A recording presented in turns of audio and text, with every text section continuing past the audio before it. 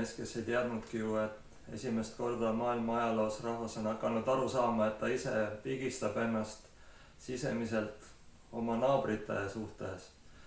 Rahvas ju on hakanud kokku siin maailmas ja tegema igasuguseid asju koos, kas projekte, kinnisvara, haldust, talusid pidama, ja neil on naabrid alati peaaegu paratamatult. Ja midagi nii paratamatult, vaid nad soovisid endale häid naabreid ja häid naabrilikke suhteid, aga rahvas ise kadetsedes tõmbab maha oma naabreid, nii et ta teeb endale sellega liiga.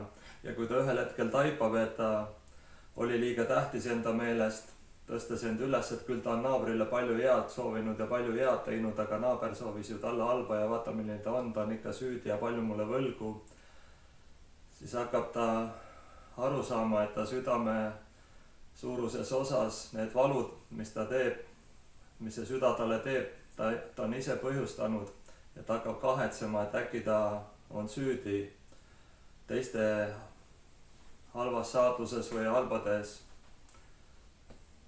tegudes ja milleski muus ja naaberlikes suhetes, aga mitte ainult. Rahvas on ju koos kodudes, seal perekonnad, nii edasi.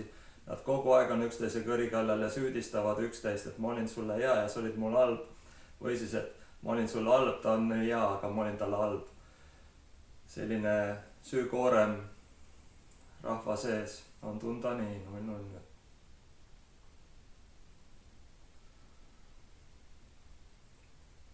Paljuski see ei pea olema, sest arutab ju lihtsalt keegi endaga, et kas ta saaks olla parem, ja ta ees on üks suur ületamatu koormus, mis see maailm talle joonistab, et ta peab olema teistele halb.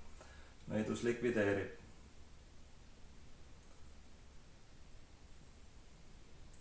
Selleks, et viia end tagasi kunagi tulevikku ja tulevik tuleks su juurde, nõidus avab tuleviku tee 0-0.